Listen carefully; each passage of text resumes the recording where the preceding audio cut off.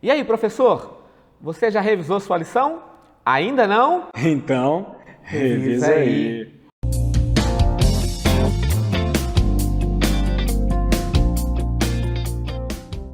Ok, amigos, seja bem-vindo mais uma vez à nossa classe online para professores da Escola Sabatina. Obrigado, cada vez mais, Pastor Bruno, mais e mais pessoas têm participado conosco. Uma alegria, né, pastor? Uma alegria. Uma alegria. Deus seja louvado. Amém. E gostaríamos de ter a sua opinião sobre o formato do programa, sobre as ilustrações que temos colocado, né? É melhor você edições. escrever no comentário embaixo do vídeo, né? Isso, com embaixo certeza. do vídeo, deixa o comentário, pode deixar uma dúvida, uma sugestão. Verdade. E, claro, também faça aí a sua inscrição, caso ainda não esteja, né, inscrito em nosso canal, deixa o seu like aí também e compartilhe o vídeo. Pastor Bruno, é bom tê-lo aqui novamente conosco. Privilégio, pastor. Eu sempre digo que esse material ele é gravado com todo carinho, para que você possa ter um material a mais aí para ser utilizado na sua igreja. Nós temos hoje também a alegria de termos aí mais um apoio da TV Novo Tempo. Opa. Mas antes de chamar essa pessoa especial que tem somado muita força conosco, vamos orar. Ok. Pedindo a Deus as bênçãos. Senhor Deus e Pai, nós te louvamos por tudo. Agradecemos porque temos a alegria de estudarmos juntos a Tua Palavra. Temos a alegria de aprendermos cada vez mais sobre a mesma. Pedimos as Tuas bênçãos sobre o pastor Bruno, sobre a minha pessoa. Rogamos por cada professor, por cada pastor, por cada aluno, diretor, secretários da Escola Sabatina, que esse departamento, Pai, que é o coração da igreja, ele possa continuar batendo forte, forte cada vez mais. Pois te pedimos essas bênçãos e te agradecemos com o perdão no nome de Jesus. Amém. Ok, pastor Bruno, hoje nós temos a alegria de ter o pastor Lanza conosco. Ah, legal. Deixando aí a 37ª dica. Como pode, né? É muito. Olha que legal, né? E estamos chegando aí, porque são 52, são 52, né? E já temos que pensar aí o que vamos fazer depois dessas 52 dicas, porque não pode parar. Os professores têm agradecido muito essas dicas, as orientações. Que bom. Então vamos lá, pastor Lanza, qual é a dica de hoje, meu amigo? A verdade deve ser algo utilizável e prático. O professor deve conhecer mais do que apenas fatos da Bíblia para despertar mudanças, e é por isso que seu maior desafio na Escola Sabatina será ajudar alunos a transferir a verdade da Bíblia para a sua vida diária. O propósito da Escola Sabatina não é somente transmitir informações da Bíblia, é ajudar o estudante a interiorizar a verdade bíblica aprendida. Quando isto não acontece, vemos nossos alunos, semana após semana, retornarem às nossas unidades cada vez mais fracos e sem aparentemente haverem mudado seu amor por Jesus, seus pensamentos, atitudes ou hábitos. Professor, a dica de hoje é: confie que as verdades bíblicas são práticas e funcionais. Mediante a atuação do Espírito Santo, há poder para alcançar as profundas misérias do coração humano e levar os alunos a uma mudança duradoura. Pastor Patrick, depois de 4 lições falando sobre crises, algum tipo de crise, nós estamos saindo desse ambiente e parece que chegamos numa das partes mais gostosas de Isaías, que tem a ver com a profecia messiânica, Cristo. Essa é uma lição muito cristocêntrica, muito legal. E a gente vai dar uma estudada em alguns capítulos aqui de Isaías na lição dessa semana. Pastor Patrick. Pastor Bruno, muito bem falado, é uma lição totalmente cristocêntrica e messiânica. Muito. Essa profecia, de fato, não é um tipo de Messias. É diferente do capítulo 7, do verso 14. Bem, é outro formato. Esse é outro formato, é outro filho, é mais um nome na história do ministério do profeta Isaías. E põe nome aí, porque a gente vai estudar nomes, inclusive. Justamente.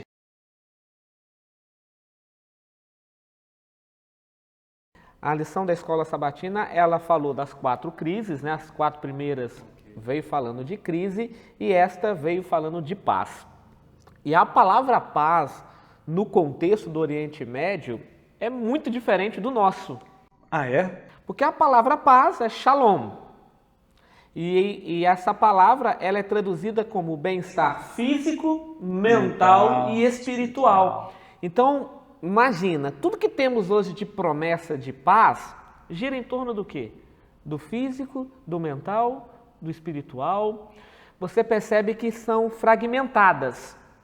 Mas fragmentadas para explicação. Sim. Porque na vida prática, a minha vida mental, física e espiritual, ela caminha junto comigo. Justamente. Então, a palavra shalom, ela acompanha a cultura judaica, né, obviamente desde esse período, e chega até nós tentando nos ensinar que não dá para separar a shalom, não dá para separar a paz. A paz é uma tentativa de exatamente unir essas ideias.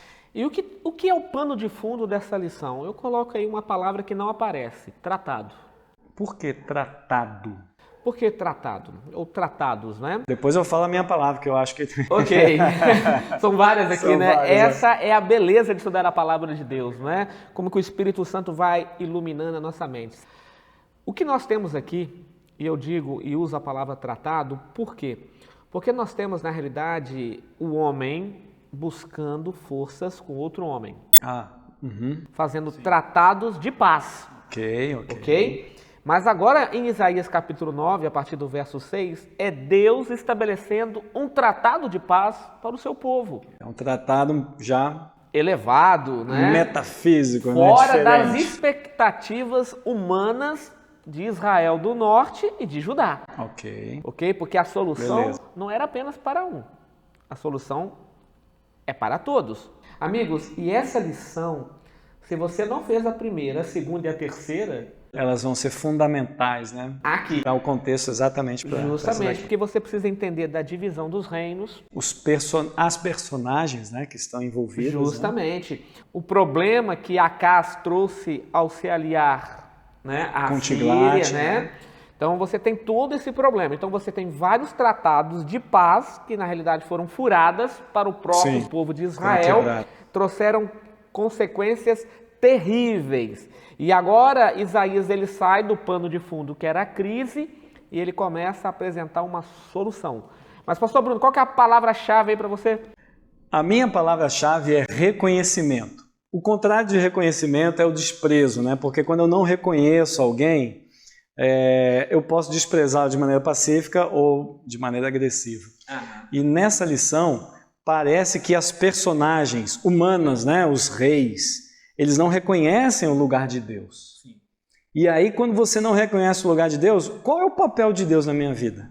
Nenhum. Porque Ele faz a parte dele, mas eu preciso fazer parte disso aí. Então... Ok, pastor Bruno, o verso para memorizar é um verso riquíssimo. Riquíssimo. Muitas e muitas informações. Aqui o professor tem que tomar cuidado, que senão ele vai gastar um tempão aqui também. Porque olhando para o verso, temos 3 informações. 3? 3. Quais são? E de extrema importância, e as 3 informações são teológicas. Então vamos lá. Não é ideia de um professor, é ideia de um pastor. Não, ela tem 3 informações.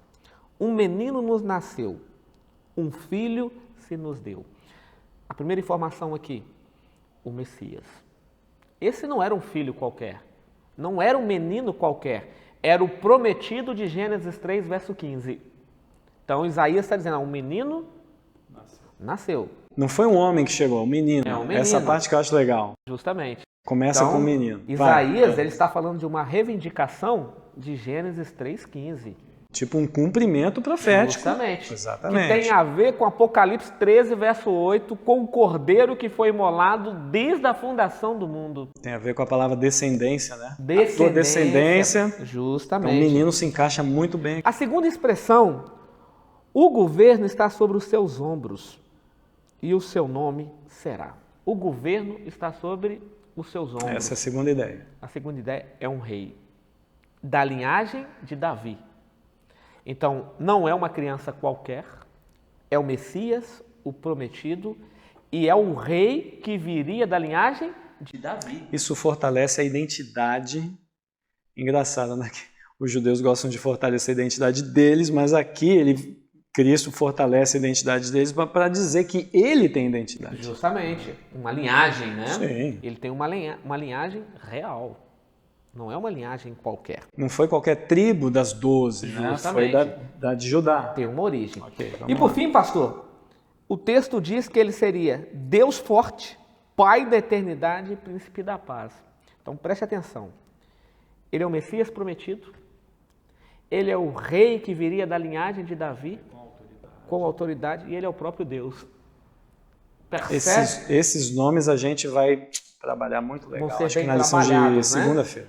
E detalhe, como eu posso fazer uma ponte, então, para concretizar que este texto aqui ele é messiânico, que esse texto aqui está falando do Senhor? Amigos, Juízes capítulo 13, ele aparece aqui na lição da escola sabatina também. Juízes 13 é a história de Sansão. Justamente. Vai falar sobre um nome maravilhoso. Isso aí. Quando você pega lá, qual é o teu nome para que possamos honrá-lo, né? Está aqui já de domingo, Justamente, né? Ele diz, porque perguntas pelo meu nome, que é maravilhoso, ele termina com uma interrogação, e ali é o anjo do Senhor.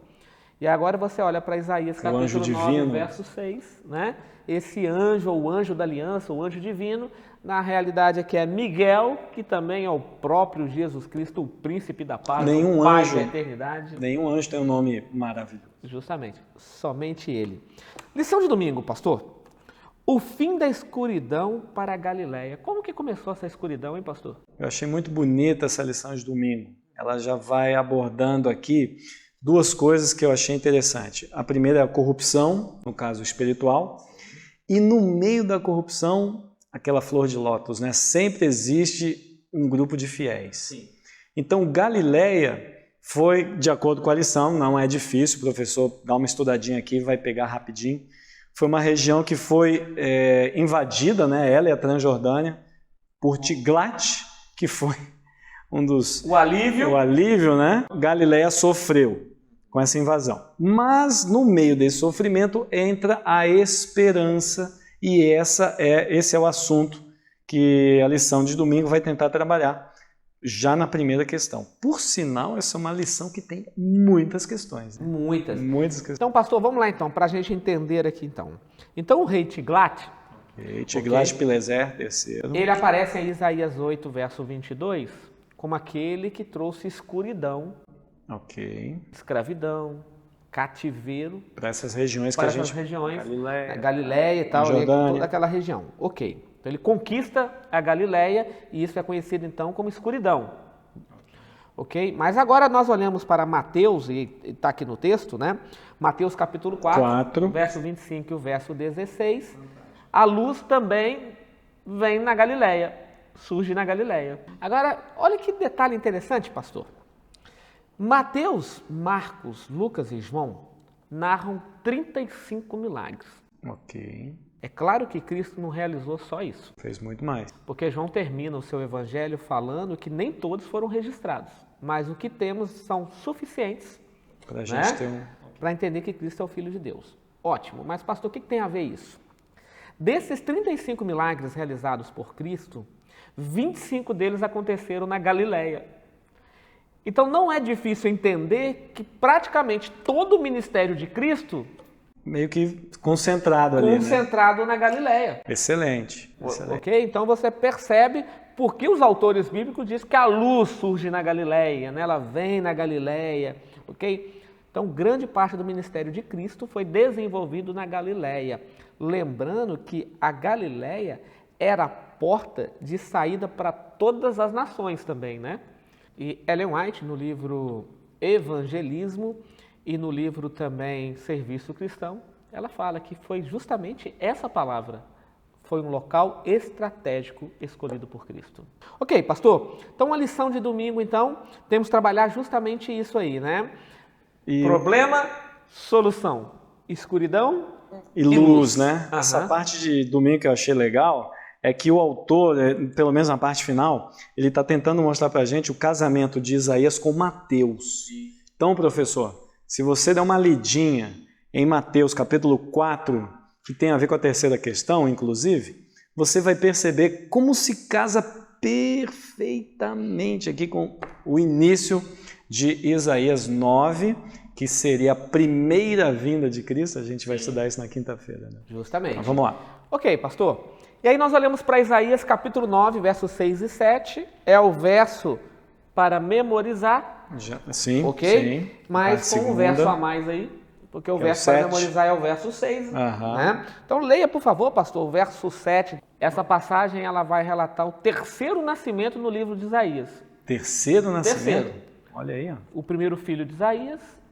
Aí o Emanuel. segundo filho de Isaías. Ah, tá. O segundo filho de Isaías. É, de Isaías, né? E aí o Emanuel fica naquela suspense, né? E aí veio, não veio, torna-se um tipo, onde nós trabalhamos aí algumas lições passadas, mas agora é o terceiro nascimento, especial, no livro de Isaías. Então vamos lá. Vamos lá então, leia, por favor. Verso 7.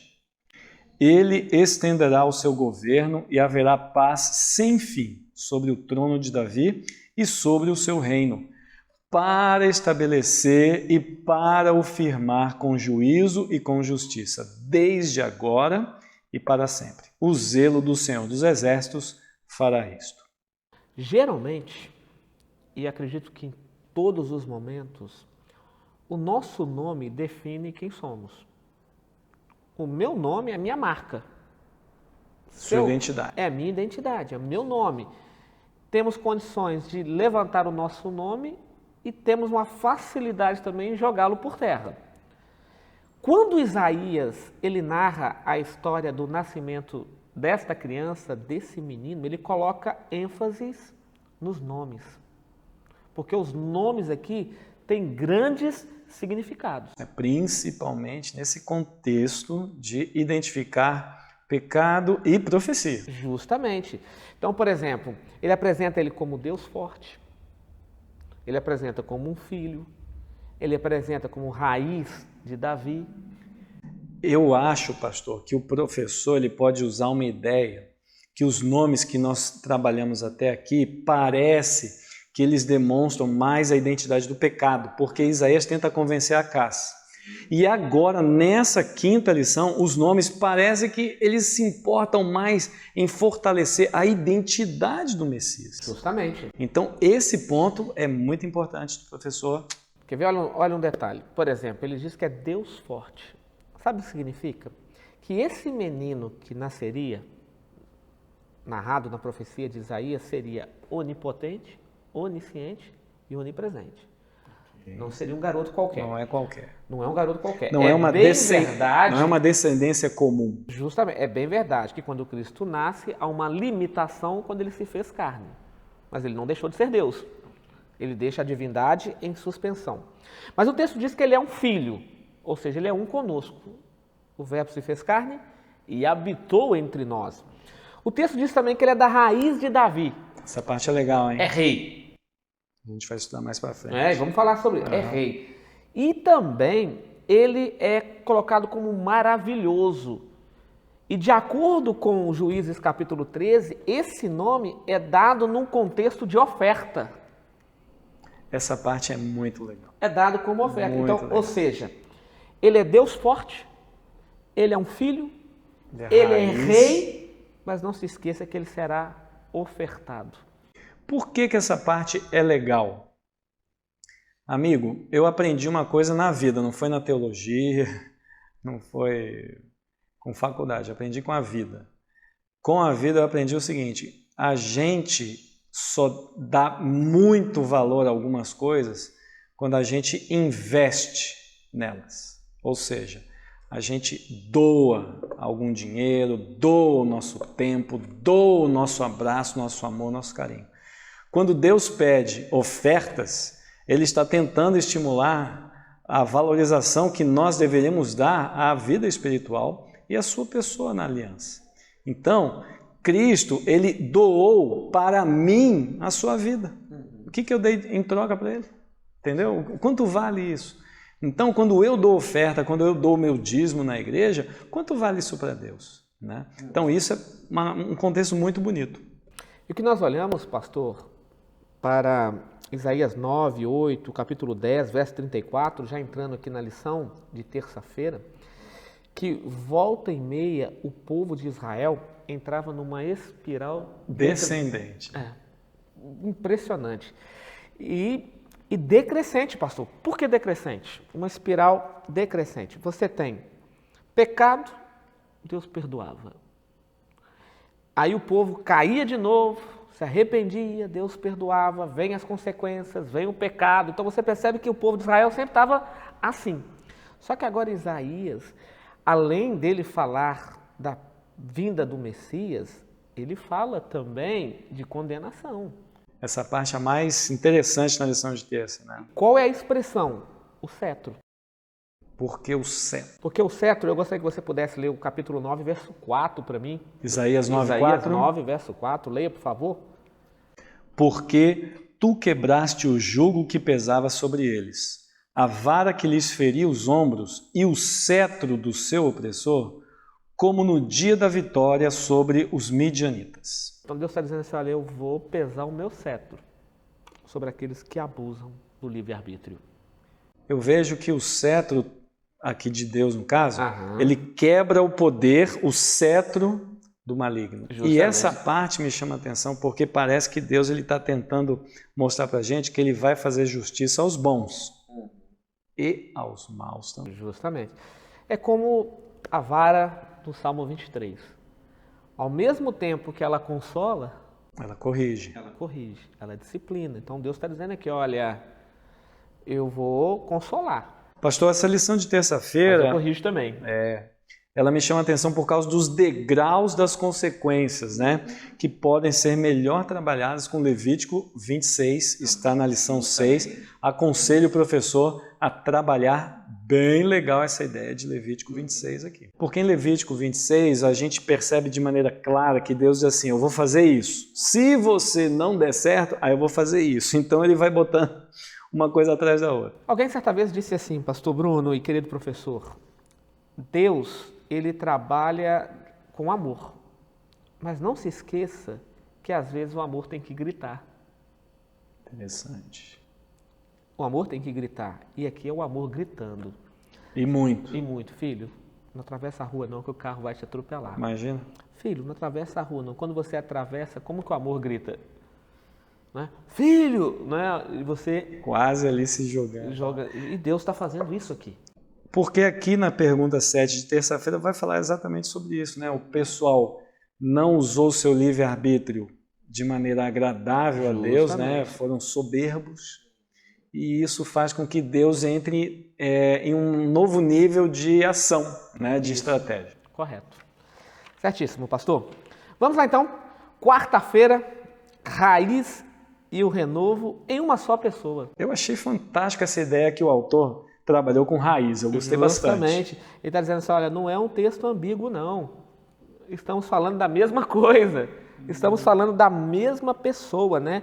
Quem é o rebento que sai do tronco de Jessé, né? É Jesus. É Jesus Cristo. Por sinal, nunca vi uma lição, 4 perguntas no mesmo dia aqui. Pois é, amigo, uma em cima da outra, com pouco espaço aí para responder, né? Então, só que, pastor, a lição de quarta-feira, querido professor, você percebe que o autor foi muito feliz. Ele dividiu a lição em 2 momentos estratégicos de Cristo.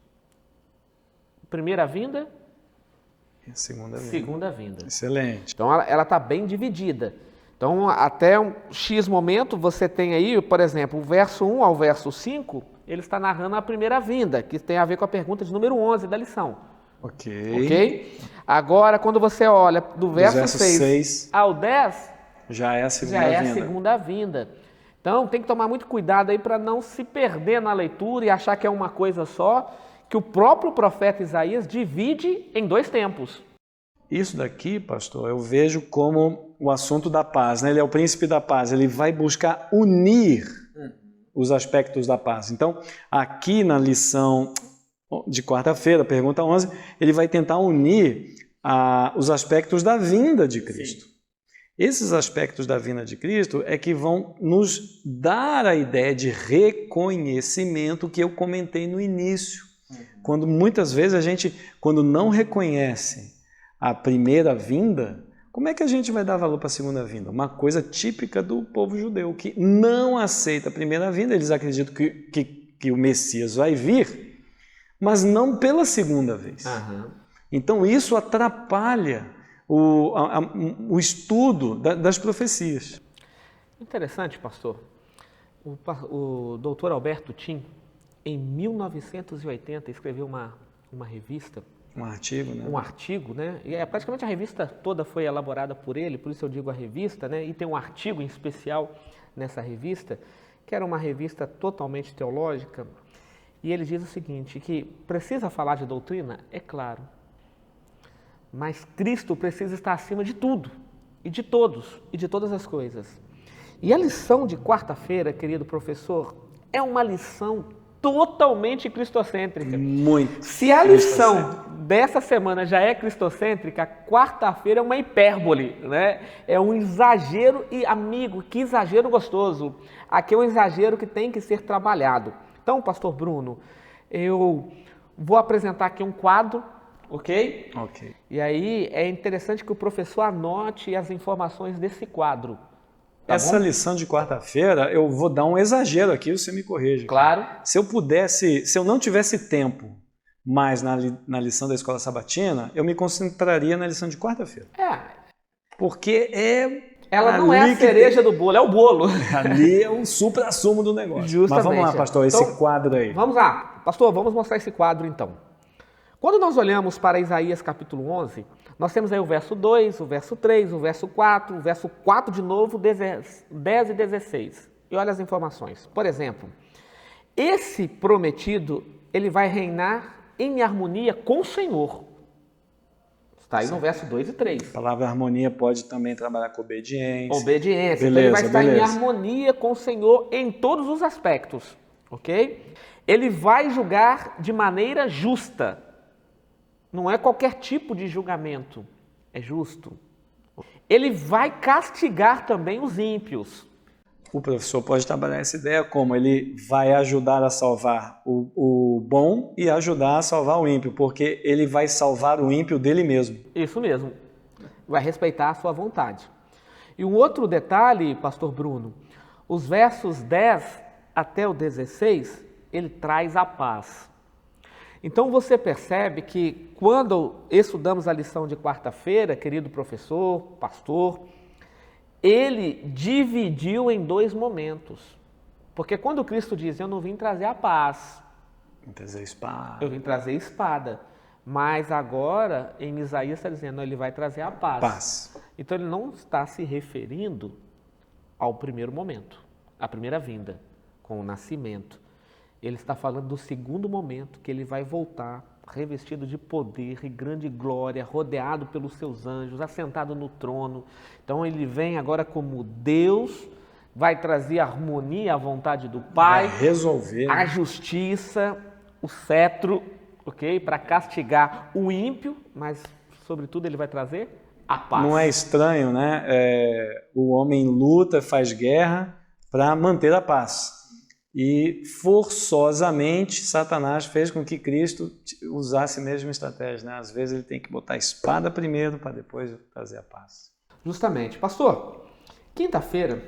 Já terminando aí... Já entramos aí no capítulo 12, do verso 1 ao verso 6. Você percebeu, ó? Capítulo 9, 10, 11 e 12. 4 capítulos em uma semana. Essa tá riquíssima, riquíssima, né? Pastor, essa é a parte poética da lição, em quinta-feira. Lindíssimo. Justamente. Lindíssimo, parte poética. Okay, tu me consolas. Pastor Bruno, eu tenho ouvido por aí muitas pessoas falando sobre salvação. Amigos, por mais simples que seja essa fala, salvação, salvar, redenção, redimir, é um texto que tem gerado desconforto no mundo cristão. Por que a salvação traz desconforto? Não só no cristianismo, mas acredito que de forma geral, porque muitos acreditam, pastor Bruno, que precisam fazer alguma coisa para serem salvos. Então, alguns atribuem boas obras como méritos para a salvação. Outros acreditam que eu preciso guardar a lei para ser salvo. Outros atribuem o sábado até mesmo como salvífico. Então vão criando várias e várias coisas. Várias ideias. Eu já vi pessoas dizendo assim, ó, passo 1 para ser salvo, passo 2, passo 3, passo 4, passo 5, né? Tem até receita, né? Existem como se fosse uma receita de bolo, como ser salvo. E essa pergunta, o que devo fazer para ser salvo, só no Novo Testamento ela aparece 3 vezes. Você tem Lucas 10, você tem Mateus 19, sim. né? Ou seja, essa é uma questão que não surge com a nossa sociedade. Justamente, é uma questão ela é antiga. Então, pastor, não existe passos para ser salvos. Passo 1, passo 2, passo 3, passo 4. Eu acho que eu sei onde o senhor quer chegar, pastor. Eu tenho que entender que a salvação, muito bem narrada em quinta-feira, é uma pessoa. Aqui, ó, dito e feito. Estou só esperando você falar aqui, ó. Essa pessoa que até escreveu um adjetivo para ela aqui, ó. Você viu, hein? A salvação é uma pessoa. E é uma pessoa que atrai as outras pessoas. Justamente. Pastor Bruno, deixa eu dar aqui uma dica então para os nossos professores. Ok. O pulo do gato. Qual é? Se quarta-feira é importante, quinta é extremo. Por quê? Porque é o seguinte, eu tenho que quebrar todo esse paradigma, porque eu não devo fazer nada para ser salvo, porque eu não sou salvo por aquilo que faço. Eu sou salvo por aquilo que Cristo fez por mim na cruz do Calvário. Ele é que faz. É Ele que faz. Então eu entrarei no céu pelos méritos exclusivos de Cristo Jesus, pago por mim e por você na cruz do Calvário. Ponto. Inclusive, quando a gente termina a oração, a gente termina em nome de Jesus, que quer dizer os méritos dele. Eu vi uma vez um pregador dizendo assim, sabe por que eu não posso orar nem no meu nome? Porque eu não tenho caráter para isso. Não. O único que tem caráter para estar na presença do Pai, para que a minha oração seja atendida, é o nome de Cristo. É Cristo. E existem pessoas querendo entrar num grau de santidade incrível, né? Incrível. Mas vamos lá, então. Eu anotei algumas ideias aqui, mas conversa eu. Então tá bom, então, vamos pastor. Lá. Então vamos lá. O que é salvação? Sabe o que é salvação? João 1, verso 14 diz que o verbo se fez carne e habitou entre nós. Sabe o que é salvação? É encarnação. Sabe o que é salvação? Mateus 1, verso 18, o nascimento sobrenatural. Sabe o que é salvação? É a vida sem pecado dele. Sabe o que é salvação? É a morte expiatória dele na cruz. Sabe o que é salvação? É a ressurreição dele. Sabe o que é salvação? É a ascensão dele aos céus. Sabe o que é salvação? É a intercessão dele nos céus. Okay. Sabe o que é salvação? É a segunda vinda dele. O que é salvação, querido amigo? É Cristo. Não existe outro meio, não há outro método a não ser Jesus Cristo. A lição trabalhou com Atos 4, verso 12, a fala de Pedro. Sim. Não é? Mas eu tenho outro texto que diz assim, eu sou o caminho, a verdade e a vida. Ninguém vai ao Pai senão por mim. Esse é o comprimido do Evangelho, né? Justamente. Esse é o comprimido do Mas Evangelho. Diga lá, pastor Bruno, qual é a outra bênção aí da lição de quinta-feira? Eu diria, pastor, que as ideias que eu achei bem legal, elas estão depois da 13ª pergunta. Sim. Porque a 13ª pergunta, ela vai perguntar quem é Jesus. Então é essa a ideia, ser e estar. Então eu anotei 4 ideias aqui nesse parágrafo que está abaixo da 13ª pergunta. Deus é conosco. Certo. Ele se fez carne.